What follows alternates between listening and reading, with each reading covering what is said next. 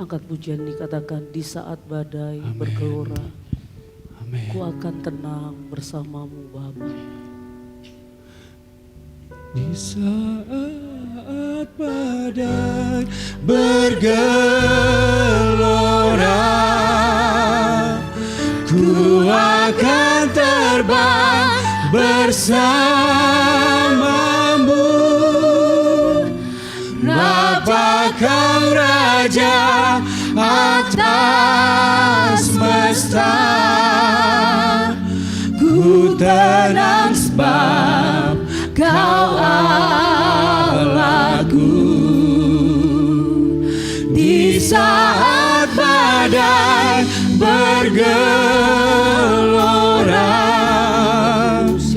ku akan terbang bersamamu. Bapa kau Raja atas semesta, ku tenang sebab kau Allahku. Di saat badai bergelora,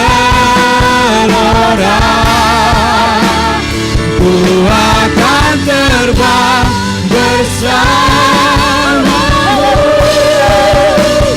Bapa kau Raja atas semesta, ku tenang sebab kau Allahku. Di saat badai bergelora, ku akan terbang bersamamu. Bapa kau Raja atas semesta, ku tenang sebab kau Allahku. Di saat badai bergelora, ku akan terbang bersamamu. Bapa kau Raja atas semesta, ku tenang sebab kau Allahku. Ku tenang sebab kau Allahku. Tenang sebab kau Allahku. Berikan sorak bagi Dia. Haleluya. Sembah bagimu Tuhan. Haleluya.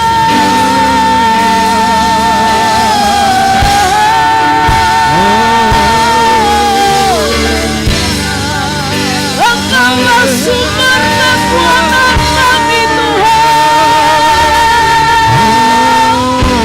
Engkaulah sumber sukacita kami Tuhan.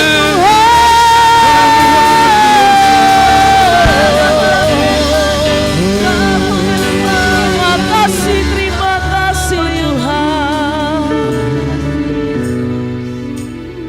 Terima kasih Bapa. Kami tenang dengan Engkau Bapa. Amin. Kami tenang dengan Engkau. Kami bersyukur, kami berterima kasih. Amin. Kami tinggikan Engkau, kami agungkan Engkau. Saatnya kami akan dengar firman-Mu. Bersabdalah, bicaralah, dan urapilah setiap kami dan hamba-Mu. Amin. Hanya nama Yesus yang ditinggikan di Amin. tempat ini. Yesus menjadi pusat perhatian semua orang. Yes. Injil-Mu disampaikan dan nama-Mu dipermuliakan. Amin. Bersabdalah Bapa, bicaralah Bapa, sampaikanlah apa yang Bapa mau bagi kami semua. Kami buka hati kami dan kami katakan kepada hidup kami, tunduklah kepada firman Allah, tunduklah. Terima kasih Bapa. Di dalam nama Yesus kami doa dan ucap syukur. Amin. Amin. Shalom. Ya, selamat pagi buat kita semua. Ya, saya percaya semua kita dalam keadaan baik-baik, sehat-sehat. Amin. Ya, ada yang sudah pulang dari liburan. Ya, kita bersyukur. Terima kasih Bang Leo untuk bantuannya. Oke, hari ini kita akan belajar sesuai dengan tema. Saya percaya kalau pemimpin kita, penatua kita, pastor yang memberi tema ini, saya percaya Tuhan sedang bergerak, bekerja di antara kita untuk membukakan satu kebenaran dari pribadi Allah sendiri, yaitu Roh Kudus. Hari ini kita tema minggu ini adalah jangan dukakan Roh Kudus. Ya, jangan dukakan. Kita ngerti arti duka. Duka itu sedih. Duka itu yang sering bikin orang kalau kita pernah berduka ya nangis bisa gitu. Jadi ada ayatnya juga bagaimana kita jangan mendukakan Roh Kudus. Hari ini kita akan belajar dari Efesus pasal yang keempat sampai dari 17, Efesus pasal 4 ayat 17 sampai 32. Tapi saya akan coba potong-potong ayatnya. Kita akan belajar seluruh perikop ini. Tapi tema ini waktu saya baca diambil dari ayat ini. Yuk kita baca bareng-bareng yuk. Dua, iya. Dan janganlah kamu mendukakan Roh Kudus Allah yang telah memateraikan kamu menjelang hari penyelamatan. Jadi ada satu kalimat perintah dikatakan di ayat yang ke-30. Dan janganlah kamu mendukakan Roh Kudus. Jangan bikin Roh Kudus sedih. Kita akan belajar kapankah kita mendukakan Roh Kudus, kapankah kita bikin Roh Kudus sedih. Dan apa yang membuat dia bersedih.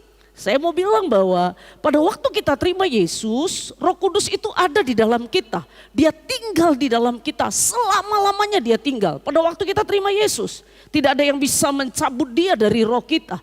Karena dia adalah pribadi Allah itu sendiri yang tinggal di dalam kita. Kita bisa langsung punya akses untuk datang kepada Bapa kita. Jadi Roh Kudus dia adalah pribadi, sekali lagi makanya dikatakan jangan mendukakan. Kenapa? Karena dia pribadi. Roh Kudus bukan situasi tapi dia bisa mengerjakan situasi. Roh Kudus bukan kondisi kita getar-getar, bukan. Tapi dia bisa lakukan itu.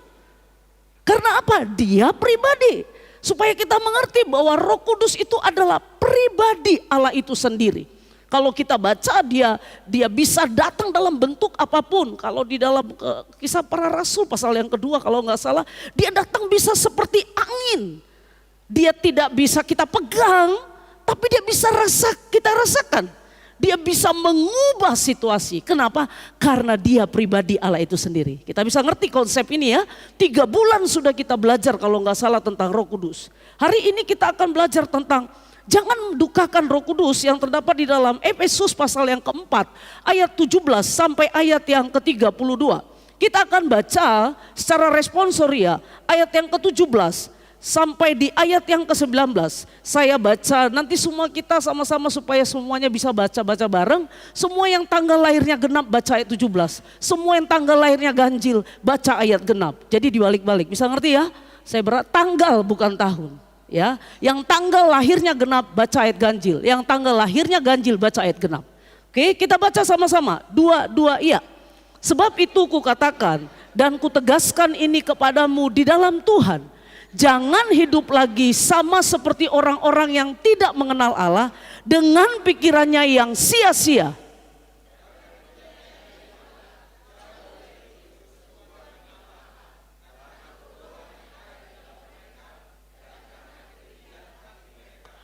Perasaan mereka telah tumpul sehingga mereka menyerahkan diri kepada hawa nafsu dan mengerjakan dengan serakah segala kecemaran. Kita akan belajar ayat ini Bapak Ibu. Dari ayat ini apakah yang kita bisa pelajari? Bicara tentang jangan mendukakan roh, apa yang kita bisa pelajari ayat ini? Yang pertama tadi di ayat yang ke-17 dikatakan sebab itu ku katakan dan ku tegaskan. Jadi Paulus ngomong kepada jemaat di Efesus, dia ngomong dan dia pertegas. Berarti ini sesuatu yang penting dari apa yang mau disampaikan oleh Paulus. Paulus bilang jangan hidup lagi sama seperti orang-orang yang tidak mengenal Allah. Dari perikop ini kalau kita berbicara tentang jangan mendukakan Roh Kudus, yang pertama dikatakan jangan hidup lagi sama seperti orang yang tidak mengenal Allah. Ayat 17, sebab itu kukatakan dan kutegaskan ini kepadamu dalam Tuhan. Jangan hidup lagi sama seperti orang yang tidak mengenal Allah dengan pikirannya yang sia-sia. Kalau Paulus bilang jangan hidup lagi, berarti kita pernah ada di situ. Kalau ada orang bilang jangan pergi lagi ke situ, berarti pernah ada di situ. Paulus sadar, dia katakan begini, jangan hidup lagi sama seperti orang yang tidak mengenal Allah. Bukankah pada waktu Adam jatuh ke dalam dosa, Alkitab katakan semua orang telah kehilangan kemuliaan Allah. Tidak ada orang yang mencari Allah. Tidak ada orang yang mau peduli dengan kebenaran. Semua orang yang tidak mengenal Allah, dia ada di dalam hukum maut. Dan pada saat orang itu terima Yesus, hidupnya diubahkan. Makanya dikatakan Paulus bicara tentang mendukakan Roh Kudus, jangan hidup lagi sama seperti dulu masa lalu kita yang belum lahir baru. Karena bicara penuh Roh Kudus, tadi saya katakan bukan bicara cuma sekedar Bapak Ibu bergetar-getar kemudian berbahasa roh, itu manifestasi. Tapi Paulus sedang ajarkan kepada umat di Efesus. Kalau kita baca Bapak Ibu ada berapa pasal kalau nggak di Efesus itu hanya 2 yang Paulus bicarakan di Efesus. Yang pertama dia sedang bicara siapakah anak-anak Allah itu. Dan dia bicara yang kedua cuma 2 perikop ini yang dia bahas. Bagaimanakah hidup anak-anak yang hidup di dalam Tuhan. Dan Paulus katakan bicara tentang jangan mendukakan Roh Kudus kepada jemaat di Efesus. Jangan hidup lagi. Bapak Ibu yang tahu hidup kita seperti apa di masa lalu. Kita hidup dalam daging kita hidup dalam keinginan kita hidup dalam keegoisan kita hidup semaunya kita. Makanya Paulus bilang jangan hidup lagi sama seperti orang-orang yang tidak mengenal Allah. Itu dikatakan Paulus. Selanjutnya, seperti apakah? Kita baca ayat yang tadi, seperti apa dalam tetap konteks di ayat ini. Seperti apa menurut ayat-ayat yang kita baca tadi dari 17 sampai ke 19, orang-orang yang hidup tidak mengenal Allah. Kalau kita lihat, yang pertama di ayat yang ke-17, Efesus pasal yang ke-4 ayat 17 tadi dikatakan, pikirannya sia-sia. Orang yang di luar Kristus pikirannya sia-sia. Di ayat yang ke-17 dikatakan. Kemudian di ayat yang ke-18 pengertiannya gelap. Dia nggak bisa bedain.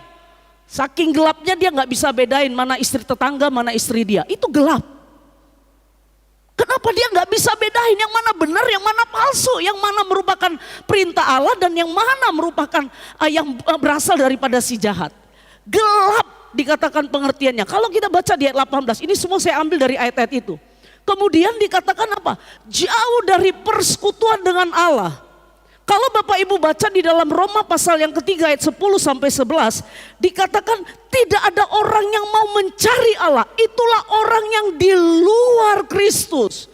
Orang yang tidak mengenal Allah, dia nggak punya hasrat untuk mencari Allah. Semua orang berdosa tidak punya hasrat untuk mencari Allah. Kecuali Allah yang datang kepada dia. Roma pasal 3 ayat 10 sampai 11 nanti Bapak Ibu bisa baca. Jauh dari persekutuan dengan Allah. Kemudian pertanyaannya mengapa ini bisa terjadi? Kenapa orang bisa pikirannya sia-sia? Orang yang di luar Tuhan itu kenapa pengertiannya gelap? Dia nggak bisa mengerti kebenaran yang sesungguhnya. Kenapa dia bisa jauh dari persekutuan? Saya tetap dalam konteks ini. Yang pertama di ayat 18, karena kebodohan. Kita coba baca di Efesus pasal yang keempat yang tadi. Semuanya ada di dalam Alkitab kita. Efesus pasal yang keempat ayat yang ke-18. Dikatakan, saya akan baca buat Bapak Ibu. Dan pengertiannya yang gelap. Kemudian ayat yang ke-18. Dan hidup persekutuan dengan apa? Jauh dari hidup persekutuan dengan Allah. Kenapa itu bisa terjadi? Satu, karena kebodohan yang ada di dalam mereka. Bicara tentang bodoh, Bapak Ibu, bodoh itu adalah kalau saya lihat kamus bahasa Indonesia, Bodoh itu tidak lekas mengerti. Baca Alkitab, mengerti Alkitab, tapi dia nggak mau cepat dengan lekas untuk bisa, oh iya begini nih. Itu yang membuat seseorang akhirnya apa? Pikirannya sia-sia yang dia lakukan. Pengertiannya gelap. Kenapa? Karena bodoh. Ini Alkitab yang bilang, bukan saya. Bodoh itu adalah nggak lekas mengerti, nggak punya pengetahuan, bias hidupnya, hidup semaunya apa yang ada di dalam pikirannya. Dia nggak mencoba memasukkan sesuatu di dalam pengetahuannya, yaitu apa? Tentunya adalah kebenaran firman. Kalau Bapak Ibu nggak pernah baca ini, Bapak Ibu saya mau katakan kita akan tetap bodoh dan hidup kita akan tetap sama seperti orang yang tidak mengenal Allah. Kenapa? Karena kita tidak dengan sengaja membaca Alkitab sehingga kita bisa ngerti. Dia katakan Mazmur 119 ayat 105 katakan begini, firman-Mu itu pelita bagi kakiku dan terang bagi jalanku. Hanya firman yang bisa bikin terang. Mazmur 119 ayat 6 katakan dengan apakah seorang muda bisa mempertahankan kelakuannya bersih kecuali dengan firman. Kenapa kita tetap bodoh? Ada tetap di situ di lingkaran begitu terus bertobat udah lama. Padahal Roh Kudus ada pada kita. Karena kita bodoh kata Alkitab. Gak mau lekas berubah. Kemudian apa lagi? Karena kedegilan hati. Saya baca lanjut. Di dalam hati mereka dan karena kedegilan hati. Arti degil saya waktu baca ini. Pantas ya kadang-kadang kita susah pada Roh Kudus. Ini 3 bulan ini, saya sangat bergairah membaca kebenaran ini. Degil itu adalah keras kepala. Degil itu adalah kepala batu, baca di kamus. Tahu kepala batu? Batu itu ditokok, wah gak apa-apa. Disampaikan apapun biasa aja. Gak ngefek, gak ngaruh. Kenapa? Keras kepala. Di sini gak ada. Ya, di sini apalagi kita sedang bicara Roh Kudus, hati kita pasti dilembutkan terus oleh Roh Kudus. Amin. Keras kepala. Keras kepala itu belum tentu gak ngerti loh. Bisa ngerti tapi pura-pura bodoh. Lama-lama bodoh, iya bagus. Bapak Ibu ngerti, luar biasa. Pak Zega, terima kasih buat bantuannya Pak. Degil. Selanjutnya apa lagi? Ayat 19, perasaan mereka telah tumpul. Tahu nggak kenapa kita pikirannya sia-sia, kenapa gelap semua apa yang ada di dalam pikiran kita. Pikiran kan akan mempengaruhi perilaku. Dari pikiran akhirnya menjadi perilaku, dari perilaku menjadi habit, dari habit jadi karakter. Kalau Bapak Ibu bilang kenapa ya aku masih mau melakukan, nanti ada beberapa yang dimaksud dengan mendukakan Roh Kudus. Kemudian apa? Tumpul perasaannya. Kalau orang sudah tumpul perasaan. Waktu dia nyanyi tadi, di saat badai bergema. Gak ada dia rasakan apa-apa. Gak pernah menghormati hadirat Allah. Gak pernah menghargai hadirat Allah. Perasaannya tumpul, gak bisa merasakan lagi bagaimana perasaan Allah. Tumpul. Tumpul artinya ini. Gak mudah mengerti. Sama dengan bodoh juga, saya waktu terkejut. Firman Tuhan ini memang luar biasa. Memang orang bodoh itu cenderung susah berubah. Bodoh. Bapak Ibu, kalau kita lihat apa akibatnya kalau orang tidak mengenal Allah dalam perikop ini. Kalau dia bodoh, hatinya degil, perasaannya tumpul, terus pikirannya sia-sia, pengertiannya gelap, jauh dari persekutuan dengan Allah. Ini akibat orang-orang yang hidup di luar Allah. Saya percaya semua kita sudah percaya Roh Kudus. Kita sudah terima Yesus sebagai Tuhan dan Juru Selamat, ada Roh Allah. Ini orang-orang yang hidup di luar Allah. Akibatnya apa? Menyerahkan diri kepada hawa nafsu. Ayat 19, saya baca buat ibu. Perasaan mereka tumpul sehingga akibatnya menyerahkan diri kepada hawa nafsu. Hawa nafsunya terus yang dipenuhi. Keinginannya terus yang dipenuhi. Kalau kita bodoh, kalau kita degil, kalau perasaan kita tumpul dengan Roh Kudus, akibatnya adalah kita akan menyerahkan diri kepada hawa nafsu. Dan bukan hanya itu lagi. Kita akan mengerjakan dengan serakah segala kecemaran. Wow, bayangin. Ayat 19 saya akan baca sama Bapak Ibu. Dan mengerjakan dengan serakah segala macam kecemaran. Serakah, bayangin serakah. Serakah itu dia nggak pernah puas. Dosa itu sifatnya itu kan pengen terus. Pengen terus. Pengen terus, kenapa? Karena bodoh, karena degil, karena perasaan kita sudah tumpul. Kita nggak buka ruang sepenuhnya kepada Roh Kudus. Kita nggak bebaskan Roh Kudus sepenuhnya. Karena logika kita kah? Karena kehebatan kita kah? Karena kesombongan kita. Makanya dikatakan Paulus, jangan hidup lagi seperti orang yang tidak mengenal Allah. Tentunya Paulus melihat bahwa ada jemaat yang sudah mengenal Kristus tapi masih hidup sama seperti orang yang tidak mengenal Allah. Selanjutnya, ayat yang ke-20, saya akan baca. Tetapi kamu bukan demikian, orang-orang yang sudah percaya Yesus. Kamu telah belajar mengenal Kristus. Karena kamu telah mendengar tentang Dia dan menerima pengajaran di dalam Dia menurut kebenaran yang nyata dalam Yesus. Yaitu apa? Bahwa kamu berhubung dengan kehidupan kamu yang dahulu harus menanggalkan manusia yang lama. Yang menemui kebinasaannya oleh nafsunya yang menyesatkan. Supaya kamu dibaharui di dalam roh dan pikiran. Dan mengenakan manusia baru yang telah diciptakan menurut kehendak Allah di dalam kebenaran dan kekudusan yang sesungguhnya. Kita akan lihat Bapak Ibu, dari ayat itu apa yang bisa kita pelajari? Yang kedua, tadi kalau yang pertama dikatakan jangan lagi hidup lagi sama seperti orang yang tidak mengenal Allah. Paulus menasihatkan di ayat yang ke-20, dia katakan begini, hiduplah dibaharui dalam roh.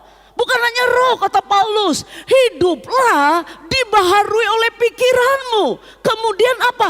Kenakan manusia baru. Kenakan manusia baru apa? Kalau dulu kita memang hidup di luar Kristus, kita menjadi budak daripada si jahat. Sekarang kita berbalik. Kita menjadi budak dari Roh Kudus. Kita dari hambanya Tuhan. Makanya dikatakan hidup dibaharui oleh roh. Bukan hanya roh kita, perbaharui pikiranmu. Kemudian apa? Kenakan manusia yang baru. Efesus 4 ayat 23 sampai 24. Kita baca sama-sama, dua iya.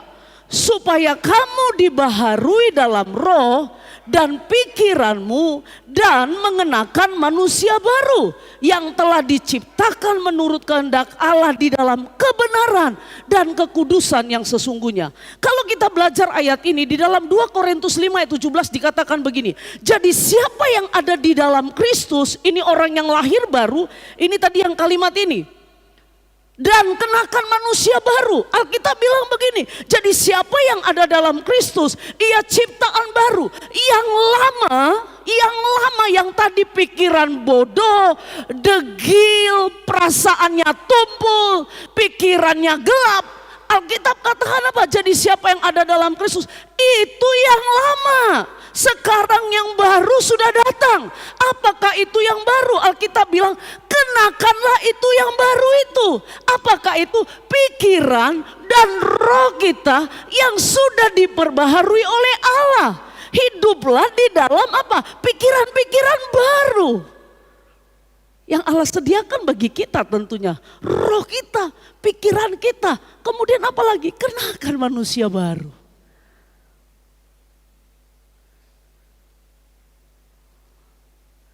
Selanjutnya apa sih maksudnya dari perikop ini? Seperti apa sih mungkin kita bilang, seperti apa sih hidup dibaharui oleh roh? Tadi saya katakan pada waktu kita terima Yesus, Bapak Ibu dengar baik, ini poinnya penting. Pada waktu kita terima Yesus, Roh Kudus itu udah tinggal di dalam kita. Dia ada di dalam kita. Bapa memberikan rohnya kepada kita. Kita yakin bahwa pada waktu kita mati, kita akan bersama-sama dengan Dia. Kita mendapat kekekalan yang disediakan oleh Allah. Masalahnya kita masih hidup di dunia. Bagaimana caranya kita bisa hidup di dalam roh, pikiran kita, dan kita bisa mengenakan manusia baru yang diberikan oleh Allah itu. Seperti apa? Kalau kita baca di ayat yang ke-24 dikatakan apa? Hiduplah menurut kehendak Allah. Hidup menurut kehendak Allah. Ini Bapak Ibu, mengenakan manusia baru. Bagaimana caranya mengenakan manusia? Hiduplah menurut kehendak Allah di dalam kebenaran dan kekudusan yang sesungguhnya. Bukan lagi kekudusan yang berasal selama ini kita pikir dari pikiran kita. Kekudusan yang sesungguhnya, Bapak Ibu, kebenaran yang sesungguhnya. Kalau Bapak Ibu berpikir bagaimana caranya hidup dibaharui dalam roh, bagaimana caranya pikiranku bisa diubahkan, bagaimana caranya aku mengenakan manusia baru, baca Alkitab. Supaya kita tahu standar kekudusan Allah.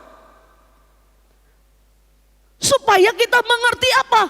Kehendak Allah dan kita hidup dalam kebenaran. Kebenaran adalah Allah. Allah kebenaran itu sendiri. Kalau Bapak Ibu mau mengerti bagaimana caranya hidup di dalam roh, baca Alkitab. Oh, ini rupanya yang Tuhan mau, masalah kekudusan. Oh, kekudusan. Mungkin di sekitar kita menganggap semua segala sesuatu oke. Tapi pada waktu kebenaran ilahi, kebenaran itulah yang kita lakukan dan itulah yang memerdekakan kita. Amin, Bapak Ibu bisa mengerti? Baca Alkitab. Seperti apa artinya hidup dibaharui itu? Itulah hidup menurut kehendak Allah. Tadi dikatakan jadi siapa yang ada dalam Kristus, ciptaan baru. Kalau dulu aku menjadi budaknya si jahat, sekarang aku menjadi hambanya Allah. Aku hidup untuk kebenaran, aku untuk hidup untuk kekudusan. Kehendak Allah yaitu apa? Hidup dalam kebenaran dan hidup dalam kekudusan. Tentu bukan dengan kekuatan kita. Sekali lagi, ada Roh Kudus di dalam kita. Ada Roh Allah di dalam kita. Artinya bisakah hidup kudus? Bisa. Kenapa? Karena Roh Kudus itu tinggal di dalam kita. Roh Kudus itu bergerak di dalam kita. Selanjutnya Bapak Ibu, caranya bagaimana? Kita hidup menurut kehendak Allah. Roma 12 ayat 2. Kita coba baca Roma 12 ayat 2. Di sini ada langsung Bapak Ibu. Janganlah kamu menjadi serupa dengan dunia ini. Tadi kan dikatakan hidup dibaharui dalam roh. Roh kita sudah dibaharui pada waktu kita terima Yesus. Sekarang ada pikiran. Paulus bilang hidup dalam roh. Hidup dalam pikiran yang diubahkan. Hidup dalam kehendak Allah. Roma 12 ayat 2 dikatakan, janganlah kamu menjadi serupa dengan dunia ini. Tetapi berubahlah oleh pembaruan budimu. Kapankah saya tidak sama dengan dunia ini? Pada waktu saya berubah pikiran saya sejajarkan pikiran saya dengan firman Allah. Semua konsep berpikir saya, tingkah laku saya, sikap saya, inilah yang menjadi koridornya, ini yang menjadi tuntunan, ini yang menjadi aturan hidup saya adalah firman Allah. Kalau istilah saya, Bapak Ibu, kalau Bapak Ibu pernah lihat rel kereta api, rel kereta api itu untuk supaya kereta api bisa berjalan di jalur yang sudah ditetapkan. Saya mau katakan Bapak Ibu, pada waktu kereta api mencoba keluar dari jalur, saya percaya bahwa kereta api itu akan mempersulit dirinya sendiri. Dia nggak akan bisa sampai kepada tujuan. Mungkin akan banyak rusak, akan mungkin banyak. Kalau dia coba keluar dari rel biasanya semua perjalanan akan berhenti. Bapak Ibu dengar baik. Ini adalah rel kita. Firman Tuhan itu makanya dikatakan firman-Mu itu pelita bagi kakiku, terang bagi jalanku. Ini relnya. Waktu kita hidup di luar Allah, waktu kita baca, rel ini kembali meluruskan kita. Kita harus kembali lagi kepada apa yang dibaca, yang difirmankan Allah. Makanya dikatakan jangan menjadi serupa dengan dunia ini. Paulus katakan hiduplah dibaharui dalam roh dan hiduplah dibaharui oleh pikiranmu. Jangan menjadi serupa dengan ini. Berubahlah oleh pembaharuan budimu. Kita perlu masukkan firman Allah. Supaya itulah yang menjadi rel di dalam kehidupan kita. Bukan apa yang kata dunia. Bukan apa kata orang. Akan banyak bisa orang ngomong apa, motivasi semua segala macam. Tapi kalau ini yang menjadi pondasi kita, saya ajak jemaat GKKD. dengan kita tema hidup di dalam roh. Kita banyak bicara tentang Roh Kudus. Kalau kita mau melihat manifestasinya, baca kebenaran Alkitab, itu akan membuat kita betapa hebat dan kita ngerti apa yang harus kita lakukan di dalam meresponi kegerakan Roh Kudus di dalam gereja ini. Amin. Selanjutnya Bapak Ibu. Nah, ayat 26. Apabila kamu menjadi marah, tadi dikatakan hidup oleh roh, kemudian diubahkan pikirannya, hidup dalam kehendak Allah. Paulus lanjut kembali di ayat 26. Apabila kamu menjadi marah, marah boleh? Marah boleh? Iya, makanya dibilang apabila kamu menjadi marah, janganlah kamu berbuat dosa. Janganlah matahari terbenam sebelum padam amarahmu, dan jangan beri kesempatan kepada iblis. Menurut ayat ini boleh marah. Kalau kita hidup di dalam roh, hidup dalam kehendak Allah. Paulus bilang kalau marah, dibilang begini, jangan berbuat dosa Bapak Ibu. Makanya dikatakan tadi di ayat 17, jangan hidup sama seperti orang yang tidak mengenal Allah. Orang yang tidak mengenal Allah marah, tapi marahnya akhirnya sampai matahari terbenam. Kemudian apalagi sampai akhirnya berbuat dosa. Kemudian apalagi diberi kesempatan sama iblis. Marah. Bisa loh orang satu pelayanan gak cakapan. Padahal katanya sebelum matahari terbenam. Kita matahari terbenam berhari-hari.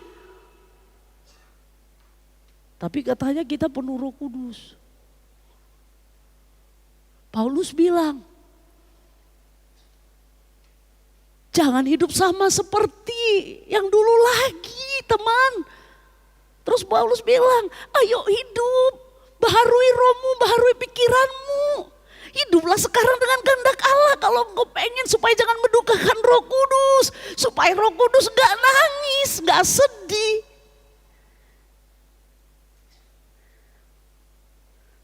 Jangan sampai matahari terbenam. Kadang-kadang di sini nggak ada. Saya kalau lihat mama bapak saya bisa loh sampai 3 hari, 4 hari nggak cakapan. Saya pikir kok bisa nggak cakapan mak sama bapak. Biar aja situ, biar berubah dia. Saya lihat makin nggak cakapan bapak saya makin cuek. Wih, juga. Saya lihat itu dari mak bapak saya. Bisa nggak cakapan 3 hari. Bapak saya sintua, mama saya guru agama. Tiap hari dia bilang sama anak-anak, ya kalian harus kasih sama seperti kayak Kristus ya. Tapi di rumah mak bapak saya gak cakapan. Lucu ya. Ya kadang-kadang saya gak tahu kita masih ada enggak ya.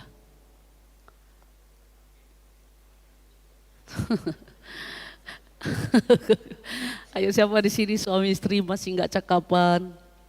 Bilang mak, kita harus penuh Roh Kudus loh. Nangis Roh Kudus kalau kita nggak cakapan. Kita kasih kesempatan sama iblis. Akhirnya istri kita ngobrol sama mantannya. Kasih kesempatan sama iblis kan? Suami cuek banget loh. Ya udah ngomong sama mantan. Suamiku ini nggak kayak kau lah. Mulai. Kau itu perhatian kali saat aku sedih. Mulai buka iblis. Tuh ini Alkitab yang bilang. Kasih kesempatan sama iblis. Kebetulan yang di sana bandot kan. Oh gitu ya. Bersambut. Makinlah iblis kasih. Kasih bunga-bunga. Kayaknya masih ada hati lah. Mulai bandingkan. Gak kayak suamiku inilah. Dia perhatian kali. Kalau ini suami, mantai. Mulai iblis bilang, iya betul. Suamimu nggak kayak suami itu. Mantanmu lebih sayang sama kau. Mulai sering-sering chatting. Di sini nggak ada. Amin. Kemudian di ayat yang 27 dan ayat 28. Orang yang mencuri, jangan lagi mencuri. Halo, jangan lagi mencuri yang suka mencuri. Ini Paulus yang bilang apa? Tetap baiklah ia bekerja keras supaya jangan mencuri, kerja keras. Tapi menarik buat saya ayat ini. Dia bukan suruh kerja keras supaya kita kaya. Ternyata orang yang penuh roh, coba lihat, menarik. Dia bilang gini, jangan ia mencuri, tetapi baiklah ia bekerja keras melakukan pekerjaan yang baik dengan tangannya sendiri. Supaya bukan supaya kaya. Supaya ia dapat membagikan sesuatu kepada orang yang berkekurangan. Wow, hidup oleh roh. Amin. Ternyata hidup oleh roh itu adalah kerja keras, bukan malas-malasan. Kerja nggak kerja, yang penting aku sembah Tuhan. Tuhan akan turunkan. Makanya kadang-kadang ada istri-istri yang ngomong, berdoa kok terus. Kalau bisa beras itu turun dari langit katanya gitu. Kalau ngamuk ya mama kalau ngamuk. Di sini nggak ada. Kerja keras, halo. Justru kata Paulus gini, justru karena roh Allah yang di dalam itulah membuat aku kerja lebih keras dibanding orang lain. Tapi bukan dengan kekuatan aku lagi kerjanya. Tapi oleh Roh Kudus. Supaya apa? Aku bisa bantu orang yang kekurangan dengan kerja kerasku ini.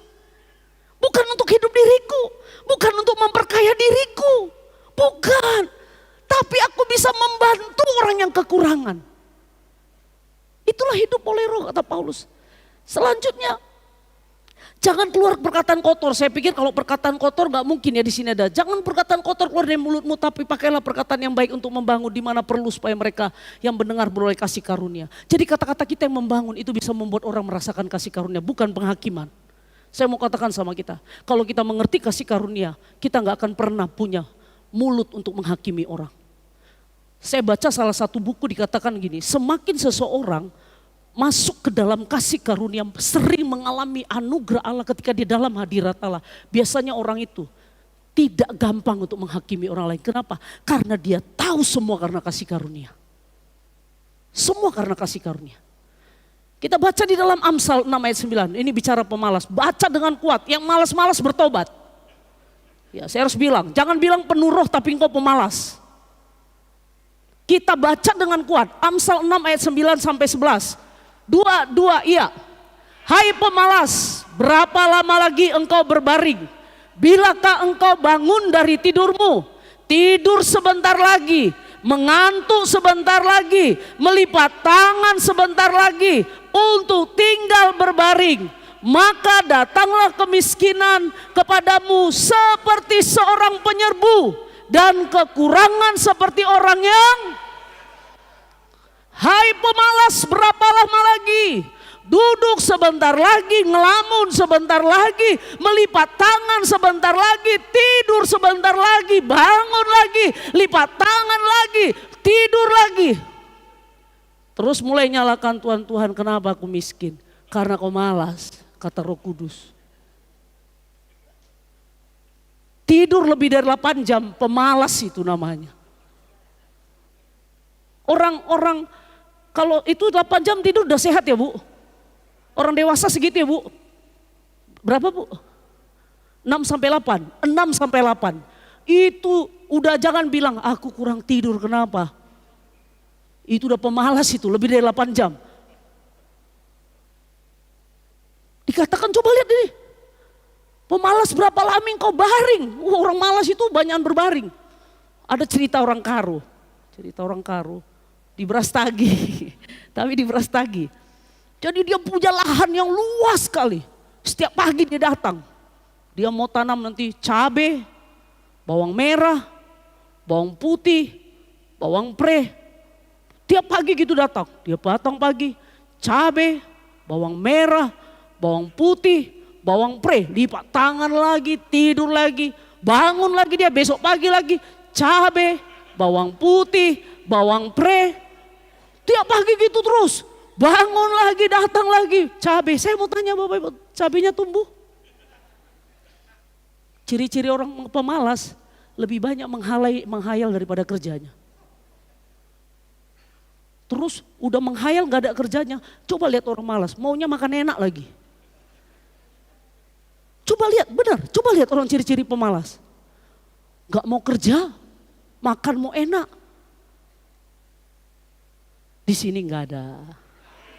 Ya, amin. Penuh roh di sini, amin. Kita tinggalkan semua hidup yang tidak mengenal Allah ini. Karena apa? Ada roh Allah dalam hidup kita. Termasuk malas persekutuan juga.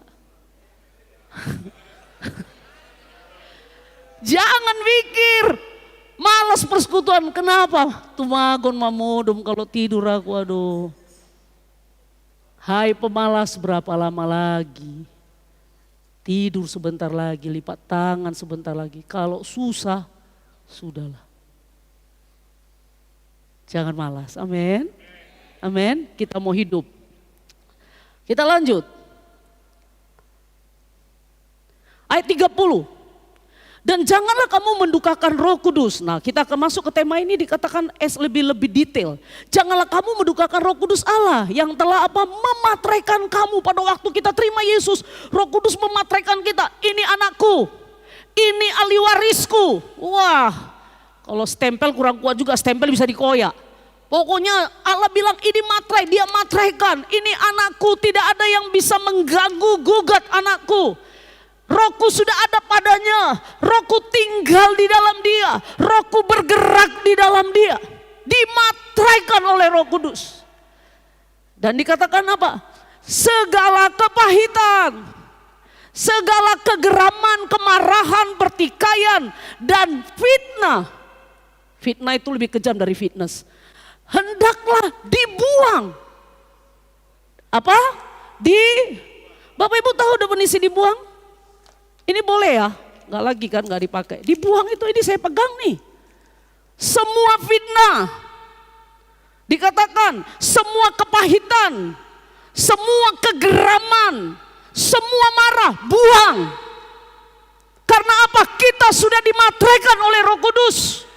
Bukan itu yang menjadi tinggal di dalam kehidupan kita. Buang. Minta Roh Kudus. Buang. Kemudian apa? Tetapi hendaklah kamu ramah seorang terhadap yang lain. Penuh kasih mesra dan saling mengampuni. Bagaimana caranya agar kita tidak mendukakan Roh Kudus? Dengan jelas dikatakan yang pertama, buang segala kepahitan. Bapak Ibu, saya mencoba membaca beberapa buku tentang kepahitan. Saya menemukan definisi kepahitan adalah, dia bilang gini, perasaan sinis. Bapak Ibu ingat, kepahitan ini berarti masih bisa ada. Karena ini tadi kan kalau yang bodoh dan semua, kemudian Paulus bilang jangan mendukakan Roh Kudus. Berarti Roh Kudus itu udah ada sama kita. Kapankah kita mendukakan Roh Kudus yang ada di dalam kita pada waktu kita ada dalam kepahitan? Kepahitan adalah perasaan sinis dan sebal yang menghasilkan rasa kebencian terhadap orang lain. Bapak Ibu, kepahitan itu adalah ada benci di dalam hidup kita. Saya nggak tahu apa yang menyebabkan kita benci kepada teman-teman kita. Di satu pelayanan kita bisa punya saling benci, kepahitan. Dan dikatakan apa lagi? Keadaan mental yang sengaja tidak mau melepaskan. Ini keadaan mental, kita nggak mau melepaskan pengampunan tentunya. Kenapa? Perasaan marah dan siap menyerang. Orang yang pahit itu pasti kata-katanya menyerang orang lain. Kecenderungannya akan menyerang. Kenapa? Dia pahit. Di dalam Alkitab dikatakan bicara kepahitan, dia bilang begini. Bilangan 5 ayat 18, kita baca ini ayat B-nya. Dua iya. Seperti air pahit mendatangkan kutuk. Bapak Ibu, kalau Bapak Ibu punya marah, tadi dikatakan kita boleh marah. Marah yang kita nggak mau selesaikan sama orang lain, itu kita pendam. Dan setiap kali mau tahu indikasinya, setiap kali kita dengar nama orang itu, kita kayaknya ada reseh gitu. Ada yang membuat kita pengen support kata-kata apa yang disampaikan tentang orang itu. Kenapa? Karena kita punya benci. Kita bisa makin menyampaikan hal yang negatif tentang orang itu. Kenapa? Karena kita pahit. Pahit itu kata Alkitab, itu seperti kutuk. Pahit. Kita bisa benci sama orang. Gak tahu saya apa yang menyebabkan kita benci. Akhirnya membuat hidup kita pahit, kita pengen nyerang orang itu. Kita pengen jatuhkan orang itu. Kita pengen hancurin orang itu. Kita nggak senang lihat orang itu lebih baik. Itu pahit dalam hidupmu.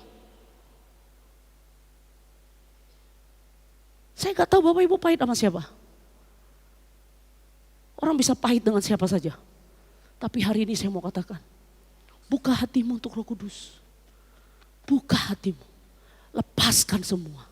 Akan membuat engkau terbang tinggi melakukan perkara-perkara besar bersama dengan Roh Kudus.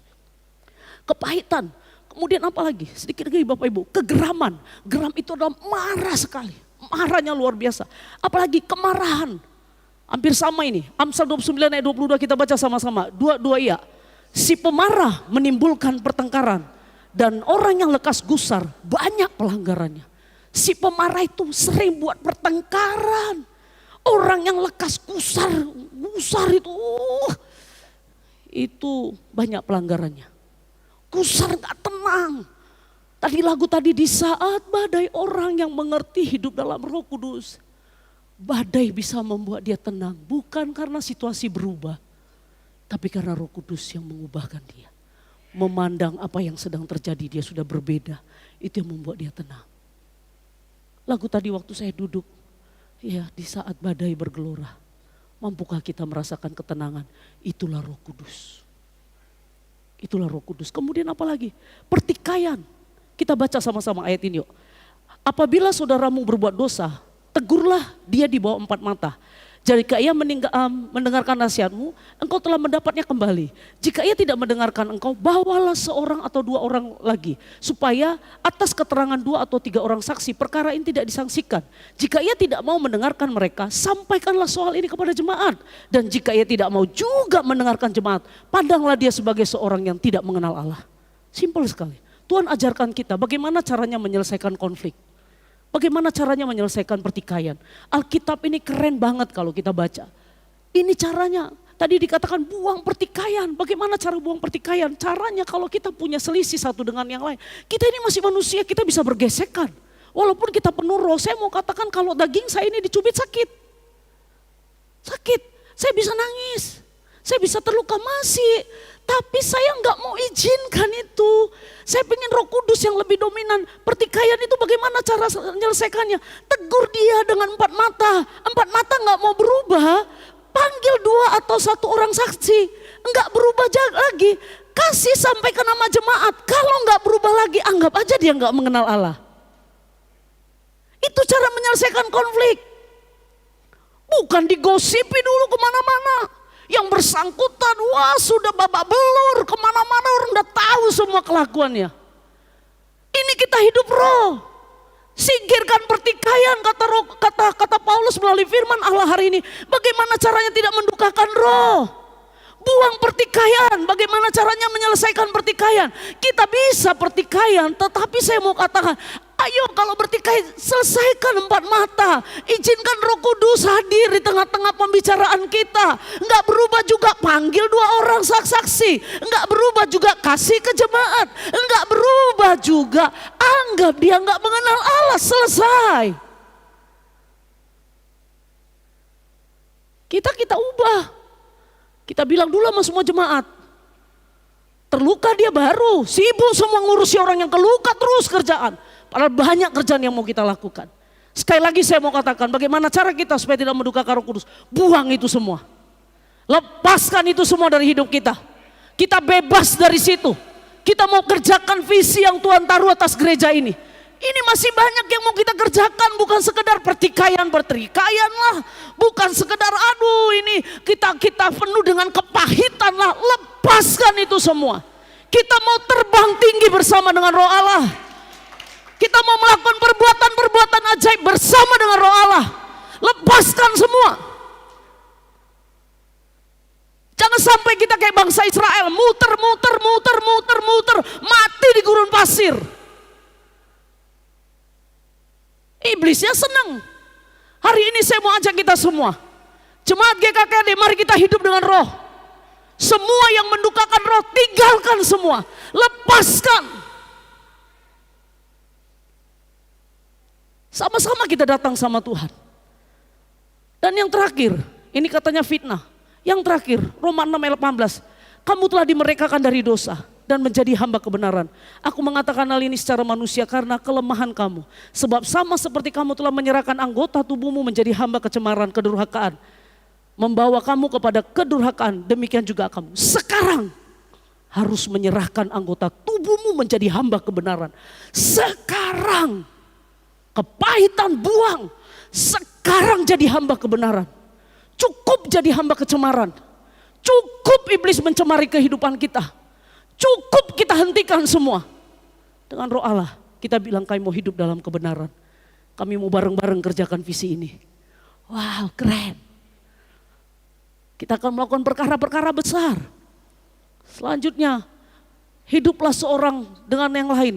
Ini caranya, ramah seorang yang lain. Bagaimana kita tidak mendukakan Roh Kudus, penuh kasih mesra. Dalam Yesus kita bersaudara. Ketemu. Bapak Ibu, kalau gereja ini penuh kasih, saya mau bilang sama kita. Kalau atmosfer kasih, kasih itu kan Kristus itu sendiri. Tahukah Bapak Ibu, kalau orang masuk, dia merasa dia diterima. Dia merasa ada kasih mesra, ada roh Allah. Orang yang sakit, masih dalam pujian penyembahan, disentuh sama Aser. Kalau kasih yang menjadi dasar kegerakan kita, yaitu roh Allah, kasih Allah itu. Orang yang sakit itu bisa sembuh. Penuh kasih. Kalau atmosfer di gereja ini kasih, enggak satu dengan yang lain dengki. Dengki satu dengan yang mukanya cemberut. Merasa ada persaingan, merasa ada aduh please kita ini hamba kebenaran. Cukup. Kita ini hamba kebenaran, enggak ada yang lebih ngetop dari kita. Kristus yang ngetop. Kristus yang ngetop, Kristus yang ditinggikan, yang diagungkan. Gak ada yang lain.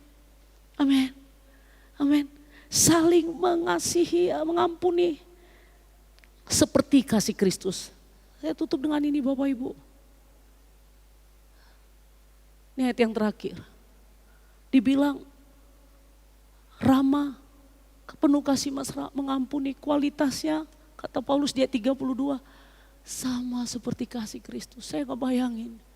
Kalau Tuhan pengen aku mengasihi dengan kasih mesra, kalau Tuhan pengen aku mengampuni sama seperti kasih, saya bayangin pada waktu dia disalah mengerti, pada waktu dia diludahi, pada waktu dia dicampuk, pada waktu dia dimaki-maki, pada waktu dia dituduh, pada waktu dia semua yang dia rasakan, satu pun gak ada yang dia balas. Dia cuma ngomong, Bapa, ampuni mereka karena mereka gak tahu apa yang mereka perbuat. Kasih yang seperti itulah yang harusnya kita miliki. Pada waktu ada orang-orang yang kita rasa melukai kita, berlaku gak baik, kita disalah mengerti. Paulus bilang di ayat 32, seperti kasih Kristus, kasih mesra kita seperti kasih Kristus. Pada waktu ada orang melukai kita, pada waktu ada orang yang menyakiti kita, pada waktu kita diperlakukan gak adil. Bapak Ibu pikir ada keadilan yang dirasakan Kristus di atas Kalvari? Dia gak berdosa. Dia ditaruh di tempat yang terkutuk. Dia bisa pindahkan dirinya dari situ. Tapi sedikit pun Alkitab mengatakan bahkan dia taat sampai mati di atas Kalvari. Dan dia berkata, Bapa ampuni mereka. Karena mereka gak tahu apa yang mereka perbuat. Hal yang sama. Mari kita budayakan. Setiap kali kita merasa ada ketidakadilan, ada hal-hal yang gak enak dalam hidup kita. Kita bilang, Bapa, dengan rohmu, ampuni sahabatku karena dia gak tahu apa yang dia perbuat. Dia sedang berproses, ini aku, ubahkan aku. Mungkin kita bilang sulit, ada janji, saya tutup dengan ayat ini. Kita baca bareng-bareng, Yohanes 14 ayat 26, dua iya. Tapi penghibur yaitu Roh Kudus, yang akan diutus oleh Bapa dalam namaku. Dialah yang akan mengajarkan segala sesuatu kepadamu. Dan akan mengingatkan kamu semua yang telah kukatakan kepadamu. Kalau engkau merasa tersakiti. Kalau engkau merasa dan engkau tahu itu mendukakan Roh Kudus. Engkau seringkali mau coba dengan egomu. Dengan kesombongan keangkuhanmu. Engkau mencoba dengan cara-caramu. Indikasinya gampang. Engkau biasanya akan jauh dari persekutuan. Tadi ingat orang yang tidak mengenal Tuhan. Dia gak suka persekutuan. Kalau engkau mulai lari jauh dari orang-orang yang mengenal Allah, itu indikasi bahwa engkau sedang dalam kepahitan dan kemarahan kebencian. Hari ini Bapak Ibu, Sama dengan kasih Kristus datang kepada dia. Roh yang sama pada waktu dia mati di atas Kalvari, dia naik ke sorga, dia berikan rohnya kepada kita. Supaya kita bisa melakukan, supaya kita tidak mendukakan Roh Kudus. Minta hari ini Roh Kudus penuhi kita. Saya akan tutup dengan satu ilustrasi ini Bapak Ibu. Bapak Ibu, tadi kata Paulus, hendaklah kita hidup oleh Roh. Di dalam Yohanes dikatakan, hidup oleh Roh. Penuh dengan Roh, penuh dengan Roh. Waktu kita penuh dengan Roh, Bapak Ibu, kenapa pada waktu Yeskel katakan sedungkul apa semua sampai akhirnya saya berenang. Pada waktu kita tenggelam, kita nggak punya ruang lagi untuk menyatakan ego kita. Pada waktu kita tenggelam, nggak cukup hanya semata kaki. Waktu semata kaki aku masih bisa bergerak dengan egoku, tapi harus tenggelam penuh dengan Roh. Izinkan kita penuh tenggelam sama Roh, tenggelam sampai seperti kasih Kristus yang akan kita berikan kepada dunia. Bapak Ibu, kalau saya katakan ini Roh Kudus, anggap itu sebagai air, itu adalah Roh Kudus.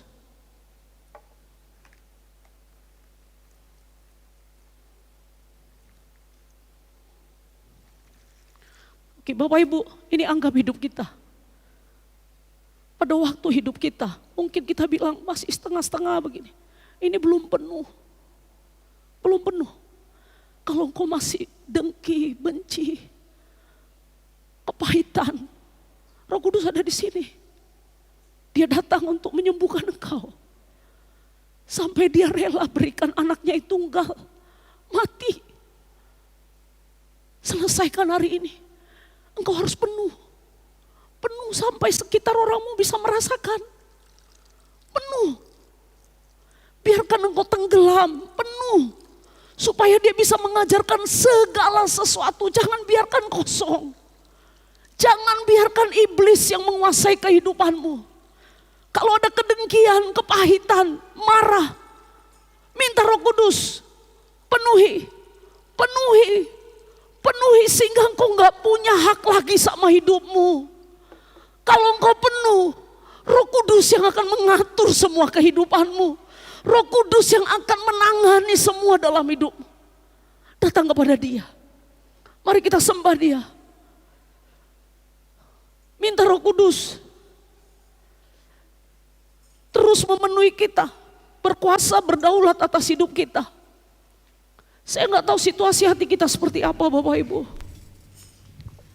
Tapi hari ini mari kita datang kepada Dia. Thank you. Mari angkat pujian, dikatakan Roh Kudus yang manis. Selama tema kita beberapa bulan, saya hampir setiap pagi menyanyikan lagu ini. Saya pengen, karena ada sisi dalam hidup saya tahu harus ditaklukkan oleh Roh Kudus. Gak ada cara. Bukan kepintaran saya, bukan sekolah saya, bukan pengetahuan saya yang bisa mengubahkan. Tapi Roh Kudus yang saya izinkan. Amin. Hari ini saya undang kita bangkit berdiri. Buka hatimu, buka hatimu. Sehingga kita bisa berkarya lebih hebat lagi.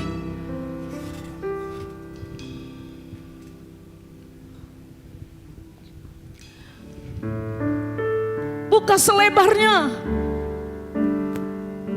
buka sepenuhnya. Dia ada di dalam kita, Dia ada di tengah-tengah kita hari ini. Buang semua yang mendukakan Roh Yang manis, amin. datang ke atasku. Roh Kudus yang manis, datang ke atasku.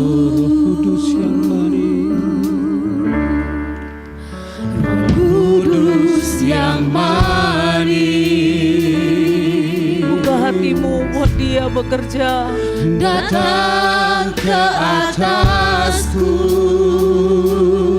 Amin, amin. Roh Kudus yang manis, datang ke atasku.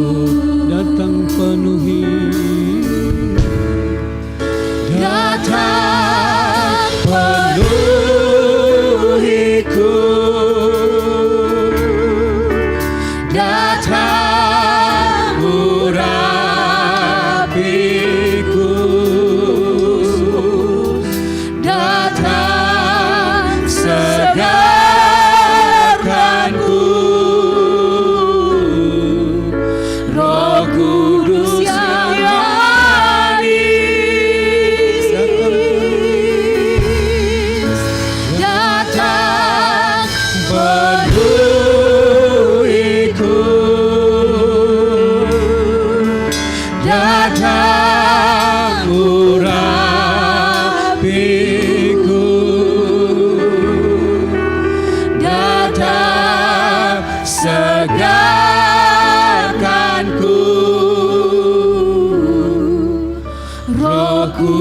Kudus yang manis,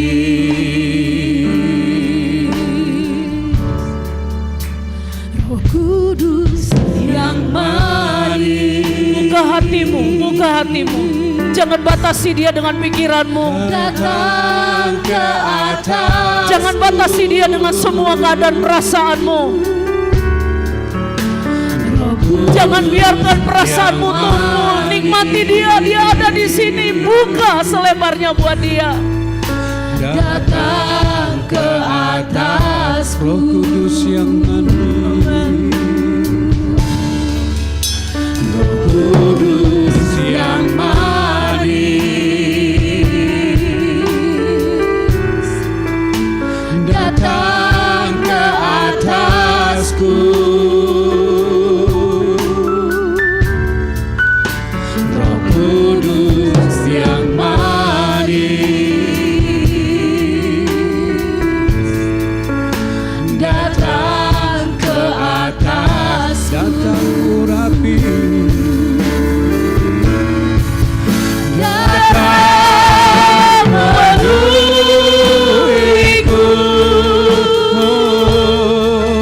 datang urapiku, Segarkan kami Roh Kudus. datang segarkanku.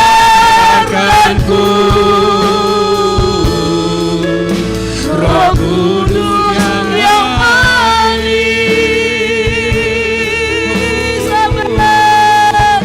datang memenuhiku, Urapi kami. datang urapiku. Segarkanlah Roh Kudus. Segarkanlah Roh Kudus. Segarkanku. Haleluya. Roh Kudus yang manis, datang penuhiku,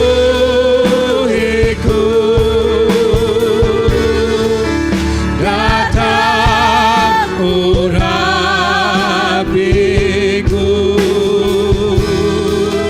datang segarkanku.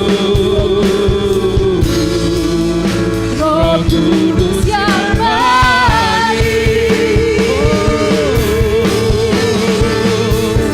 datang penuhiku,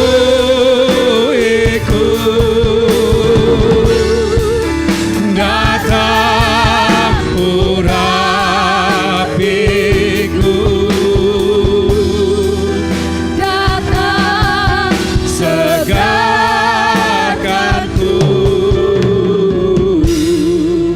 Roh Kudus yang manis. Bapak Ibu, biarkan musik dengan lembut hari ini. Amin. Roh Kudus ada pada kita, dia bergerak di dalam kita. Amin.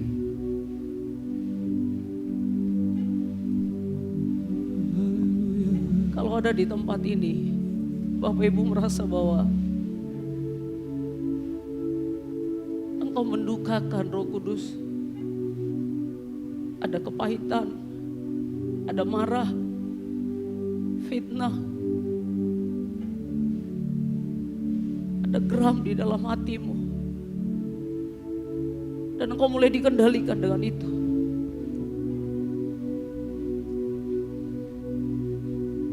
Ada hal-hal yang membuat engkau sepertinya engkau dibatasi. Atau mungkin kita ada yang malas. Ada banyak hal. Kita malas kepada hal-hal tertentu. Hari ini Roh Kudus siap memulihkan kita, menjamah kita. Semua orang sikap menyembah, berdoa kepada Dia, enggak usah melihat ke kanan dan ke kiri. Izinkan Roh Kudus bekerja di tengah-tengah kita. Kalau Bapak Ibu berkata, aku pengen dipulihkan hatiku oleh Roh Kudus. Ada pahit, ada marah, ada benci. Ada hal-hal Bapak Ibu tahu, kebiasaan-kebiasaan yang mendukakan Roh Kudus. Izinkan dia menyegarkan engkau hari ini. Kalau engkau berkata aku terlalu dikendalikan oleh hawa nafsuku, itu yang sering membatasi aku dan aku akhirnya punya rasa bersalah. Hari ini Roh Kudus ada di sini siap menyembuhkan engkau dan memulihkan engkau. Kalau engkau berkata hal seperti itu, engkau rindu dipenuhi oleh Roh Kudus, angkat tanganmu. Dia ada di sini. Enggak usah melihat ke kanan dan ke kiri. Saya berharap semua orang berdoa. Angkat tanganmu. Oh, haleluya. Roh Kudus ada di sini. Amin. Angkat tanganmu, berseru kepada Dia. Berseru kepada Dia. Roh Kudus, Dia siap untuk melayani engkau pribadi, lepas pribadi. sungguh mengubahkan kami. Saya tahu Dia ada di sini, Dia hidup. Ini waktunya bagi kita GKKD itu bangkit menyatakan kuasanya. Buang semua yang mendukakan Roh Kudus. Buang semua. Buang semua. Haleluya. Angkat tanganmu, katakan Tuhan, aku pengen hidupku menyenangkan Engkau, hidup dipimpin oleh Roh. Aku mau buang semua kepahitan, semua yang membatasi, kemalasan apapun itu. Roh Kudus penuhi aku. Roh Kudus penuhi aku. Datang segarkanku. Roh Kudus yang manis lawatlah. Roh Kudus Dengan yang kelembutanmu lawatlah. Haleluya. Datang Ini waktumu sekarang, waktumu Roh Kudus. datang urapiku. Datang segarkanku.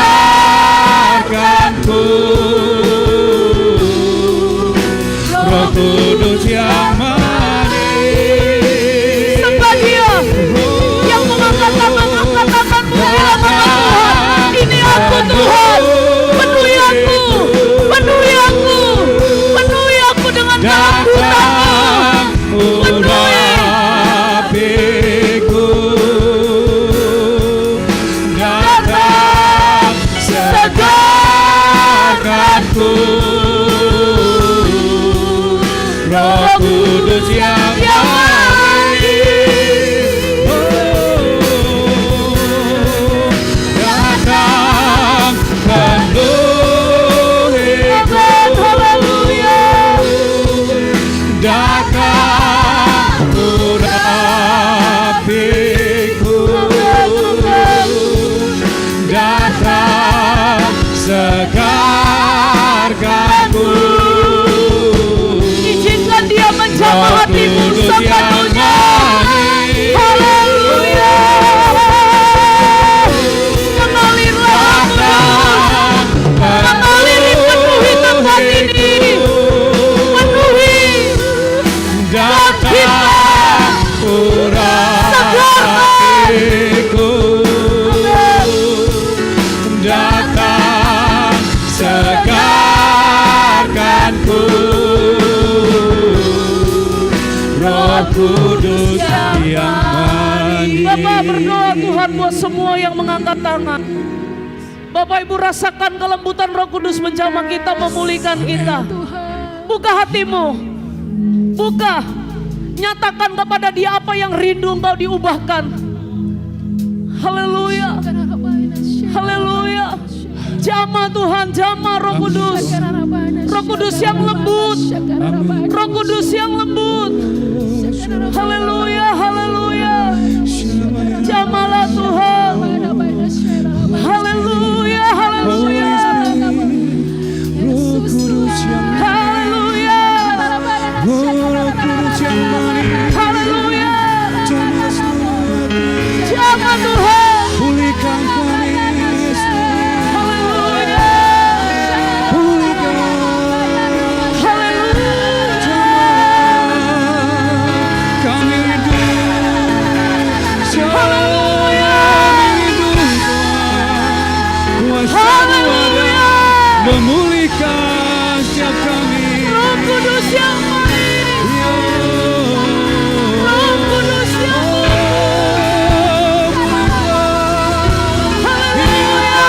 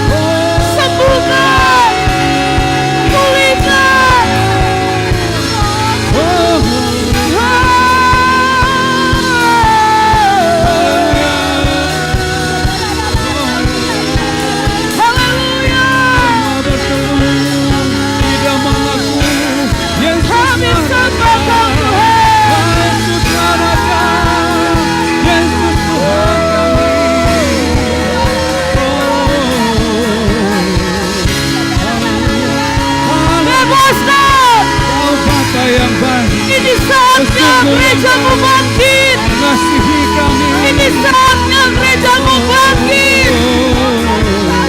Urapan baru. Urapan baru dari kita. Penuhi kami. Penuhi kami.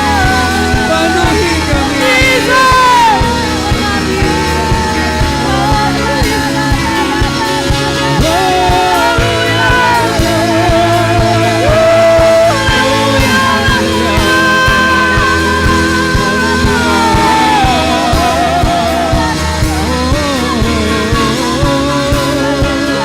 Tuhanku ajaib, Kau sungguh dahsyat, mengubahkan kami, mengubahkan kami Yesusku. Amin, haleluya.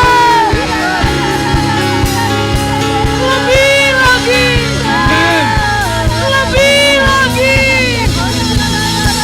lebih lagi. Amin.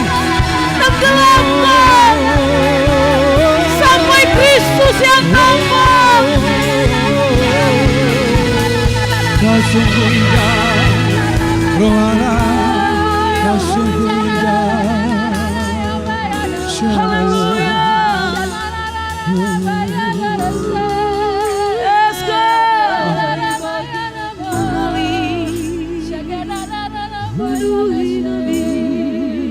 Haleluya. Kami sembah Kau Tuhan. Kami tinggikan nama-Mu. Amin. Kami masyurkan nama-Mu. Haleluya.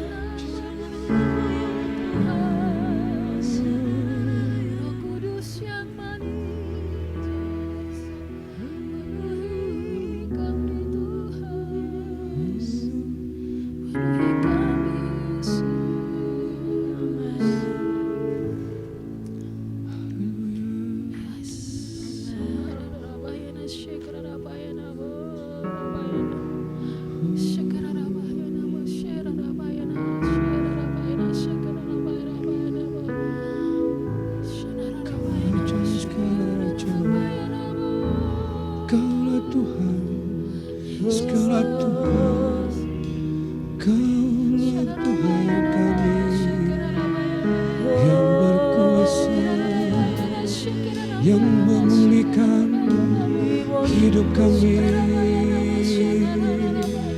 Kaulah Tuhan yang memulihkan, mengubahkan setiap kami.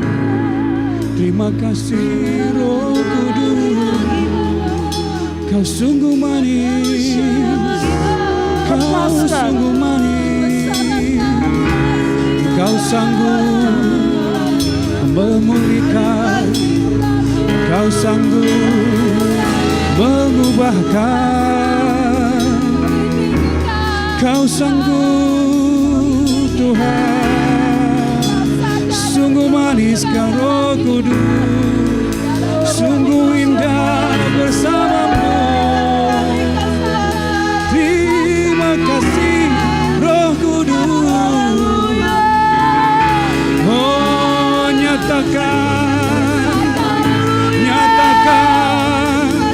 kuasa-Mu lebih besar dari segalanya. Sungguh indah bersamamu, sungguh indah dekat padamu. Terima kasih, terima kasih. Oh, hati dan pikiran kami padamu, Yesus.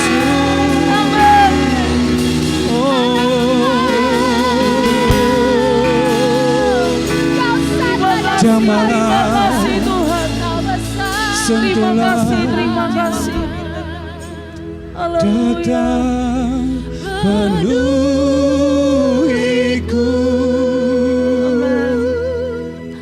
datang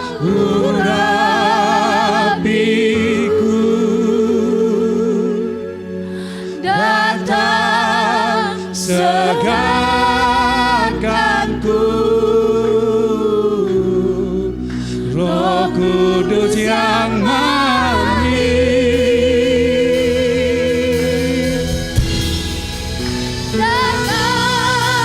penuhiku,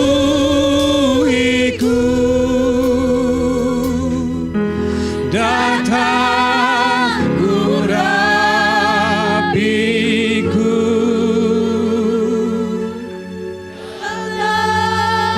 segarkanku,